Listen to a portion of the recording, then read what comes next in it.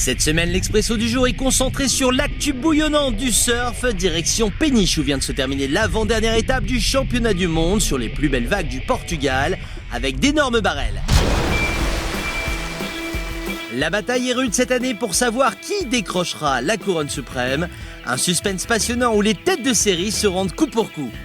L'homme à battre une fois de plus s'appelle Kelly Slater, 11 titres de champion du monde à son actif.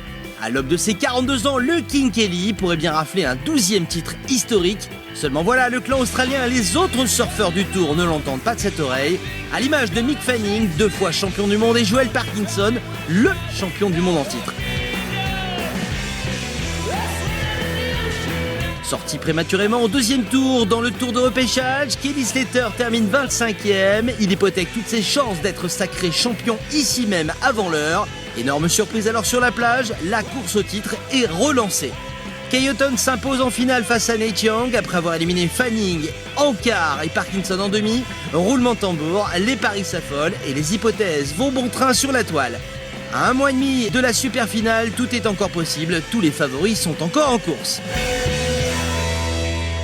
Allez, un mot sur le surf réunionnais. Cette semaine avaient lieu les championnats de France à Bretignolles-sur-Mer, sur les côtes vendéennes. Alors que le sort continue de s'acharner autour de la petite île de la Réunion où le surf est interdit depuis des mois suite aux attaques de requins bulldog, 2 jeunes réunionnais envoient un message fort aux politiques qui ne semblent pas comprendre la situation en remportant 2 titres historiques qui ne s'étaient pas produits depuis 1992. Jorgen Cousinet et Johan Defay, encore juniors à ce jour, sont tous deux sacrés champions de France toutes catégories, permettant à la Réunion de réussir le doublé qu'elle attendait depuis 21 ans. Une nouvelle qui a fait boum dans le cœur de Patrick Flores, entraîneur et sélectionneur de l'équipe de France, au cœur de la polémique qui secoue son île. En tant qu'entraîneur des équipes de France, ça fait toujours plaisir de voir que le vivier réunionnais est toujours top de sa performance. On va surprendre beaucoup de monde. Dans la difficulté encore plus que jamais, au moment où le surf est interdit à la Réunion, et je me répète, je pense qu'on va leur donner des réponses incroyables.